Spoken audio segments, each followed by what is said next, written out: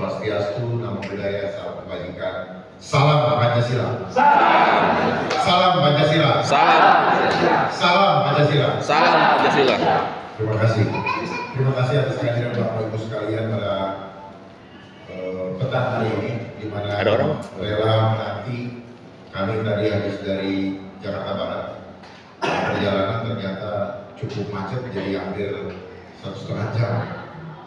Dan alhamdulillah kami boleh tiba dengan selamat di sini dan berjumpa dengan Bapak Ibu sekalian sebagai license officer kami, sebagai penghubung antara kami dengan masyarakat yang kemungkinan besar hari Sabtu besok akan diverifikasi faktual.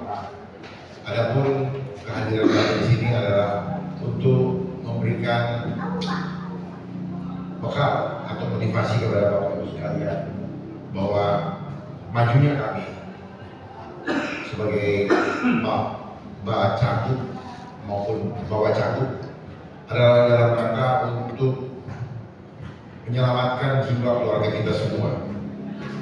Kenapa itu menjadi visi saya atau kami berdua? Karena selama 4 tahun yang lalu belakangan ini kita merasakan bahwa begitu terporak-porandanya perasaan hati kita dan banyak jiwa-jiwa yang pergi dengan percuma hanya karena rakyat Indonesia ditakut-takuti oleh suatu program yang seharusnya itu tidak perlu ada di bangsa kita. Saya cabut aja biar terbiasa jalan, karena itulah yang mendorong saya untuk maju. Karena adakah kejadian atau ada keadaan yang akan kita hadapi di depan yang tidak mungkin tidak terbayangkan oleh Bapak Ibu sekalian. Namun saya sudah tahu apa yang akan terjadi di depan. Keadaan di depan tidak akan lebih baik dari apa yang kita rasakan sekarang. Namun atas dorongan hati nurani saya maju, bukan untuk kepentingan saya, bukan untuk kepentingan kami berdua, bukan sama sekali. Tanamkan ini bahwa kami maju berjuang untuk menyelamatkan jiwa keluarga kita masing-masing.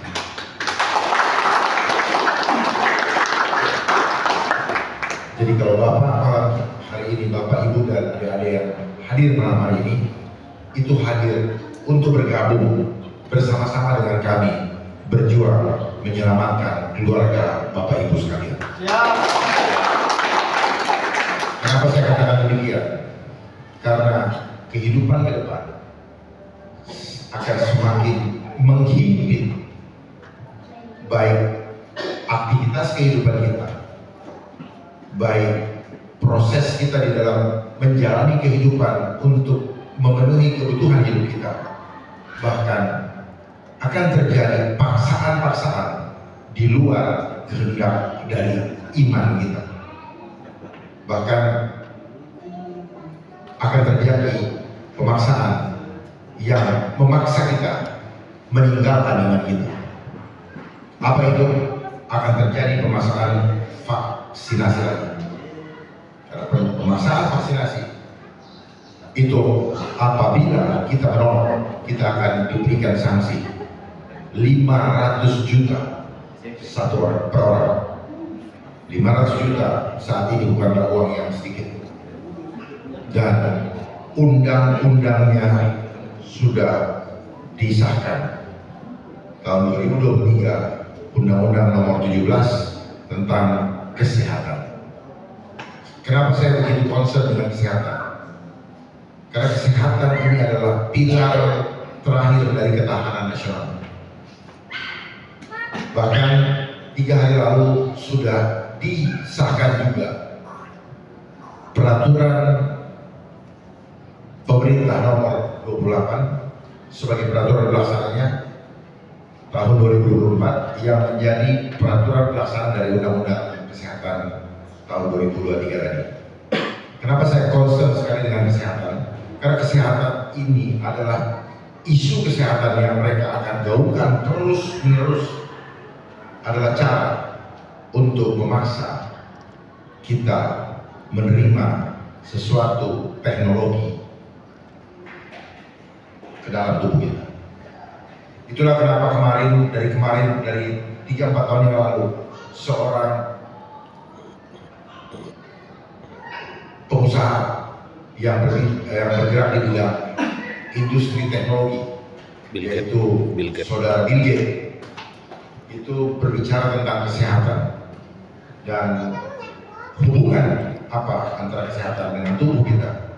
Dengan kesehatan, dia ingin memasang sesuatu teknologi di dalam tubuh kita. Itulah kenapa yang digaungkan kesehatan, karena mereka sedang mencari cara bagaimana menempatkan teknologi di dalam tubuh.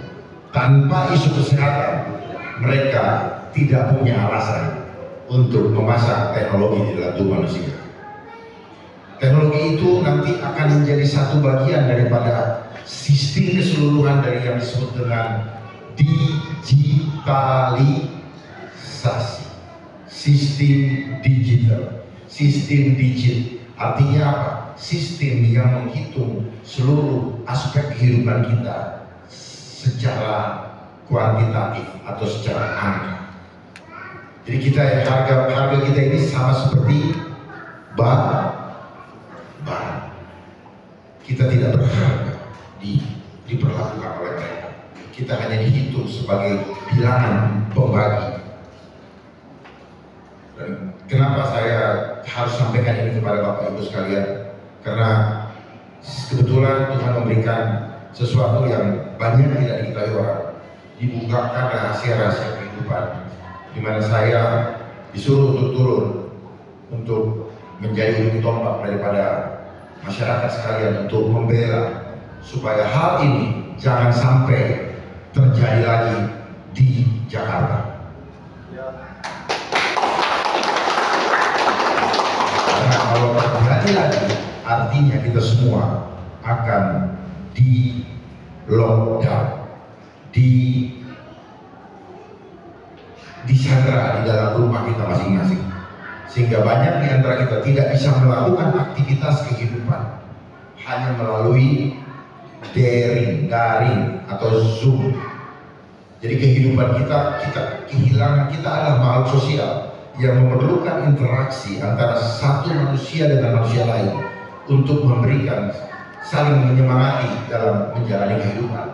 Namun nanti mereka ingin kita terpecah-pecah di rumah masing-masing, sehingga kita tidak punya lagi nyali dan keberanian untuk menghadapi kehidupan ke depan. Pekerjaan akan banyak yang di PHK karena akan digantikan dengan artificial intelligence. Banyak orang sekolah mengejar sekolah, tapi ujung-ujungnya menganggur. Kami berdua sudah tahu hal tersebut. Dan juga kesehatan akan muncul banyak dokter-dokter asing seperti naturalisasi sepak bola. Mungkin kalau hanya sepak bola dia tidak berhubungan langsung dengan tubuh rakyat, tetapi kalau dokter asing itu buat kami adalah menghina kemampuan dokter Indonesia. Karena kami percaya dokter Indonesia pun mampu, hanya saja metodenya yang diterapkan adalah metode pengobatan secara ilmu barat. Sementara kita adalah dengan budaya timur sudah mempunyai kearifan lokal untuk mengatasi persoalan-persoalan di tubuh kita. Di ke depan kita harus kembangkan adalah preventive medicine. Artinya orang yang sudah sehat kita pelihara agar tetap sehat, bukan menciptakan masalah ke dalam tubuh dengan memasukkan racun-racun lalu kemudian baru datang untuk minta diobatin dengan racun pula, dan akhirnya tubuh kita dari mulai lahir sampai mati hanya menjadi konsumsi mereka, menjadi ATM buat mereka. Saya mau sampaikan ini sudah Bapak Ibu Pak, apa yang terjadi selama ini termasuk cuaca itu adalah engineering atau rekayasa cuaca, di mana mereka menebar racun di udara, warna langit biru hilang sama sekali sekarang, warnanya abu-abu. Itu adalah racun kimia dan diturunkan oleh hujan buatan. Dan ketika kita hisap lewat hidung, kita jadi terganggu pernapasan, mata kita sering panas atau perih, kulit kita suka gatal, lalu ketika digaruk lukanya akan masuk ke dalam jaringan tubuh. Tujuannya apa? Supaya kalau banyak yang masuk rumah sakit, maka mereka berhak untuk bisa mengumumkan telah terjadi wabah, telah terjadi kejadian luar biasa, walaupun mereka tidak membuktikan, tidak perlu membuktikan penyebabnya apa. Itu yang selalu kami perjuangkan, karena tubuh kita di dalamnya ada nyawa, dan nyawa, satu jiwa ini berharga di mata Allah. Satu jiwa ulangi berharga di mata Allah. Tetapi manusia yang gila sama duit, dia akan menakut-nakuti rakyat untuk menduitkan, menjadikan rakyat objek pemerintah, dan mereka mendapatkan uang itu dari apa? Dari anggaran yang mereka ajukan dengan proposal yang mereka siapkan. Dan kenapa saya memberanikan diri juga untuk maju di Jakarta? Karena persoalan bangsa ini selalu dimulai dari Jakarta. Kenapa dari Jakarta? Bukan saja karena Jakarta adalah barometer Indonesia, tetapi mereka yang merencanakannya tinggal di Jakarta. Mungkin saja mereka merencanakan cuma duduk di kafe, mungkin mereka duduk di restoran. Apa yang kita mau bikin supaya kita dapat duit? Hanya itu kok yang mereka kerjakan. Percayalah kepada kami tidak akan menipu Bapak Ibu sekalian. Kami tidak akan menipu rakyat. Kami datang dan kami wakafkan hidup mati kami untuk membela bangsa Indonesia. Kami sangat tahu persoalan apa yang terjadi di Jakarta. Persoalan yang ada di Jakarta tidak sulit menyelesaikannya dengan cara perbaiki sumber daya manusia. Karena yang membuat masalah ini adalah manusia yang tidak takut sama Allah. Mereka membuat masalah lewat apa? Lewat suatu rekayasa yang dimainkan oleh sistem yang kita kenal selama ini dengan terstruktur sistematis dan masif. Itu terjadi sudah sejak lama. Hanya banyak yang tidak sadar. Karena apa? Karena dia bermain secara sistem. Jadi seolah-olah pelakunya tidak langsung bersalah karena dia memainkan segala macam permainan ini dengan menggunakan sistem. Nah, untuk itu kami hadir saat ini untuk membangun awareness, membangun kesadaran diri kepada kita semua bahwa kita bisa menyelesaikan persoalan bangsa dimulai dari Jakarta. Sekali lagi, kita bisa menyelesaikan semua persoalan bangsa dimulai dari Jakarta dengan syarat bahwa kita sungguh-sungguh tulus dan goalnya, tujuan akhirnya adalah hanya untuk kepentingan rakyat Indonesia. Kita mulai dan kita mencontoh dari Jakarta. Persoalan bangsa ini adalah bangsa kita tidak mandiri. Kenapa tidak mandiri? Karena kita adalah bangsa yang dikacungin oleh asing. Lalu kenapa kita mau? Karena sistem yang berjalan adalah sistem yang di-endorse oleh asing. Jadi siapapun pemimpinnya, selama dia berada di dalam kendali asing, maka jangan harap rakyat menjadi tuan rumah di negara ini. Kita bisa uji semuanya. Nanti Bapak lihat, pada saat kita berdebat, kita akan uji apakah dia sungguh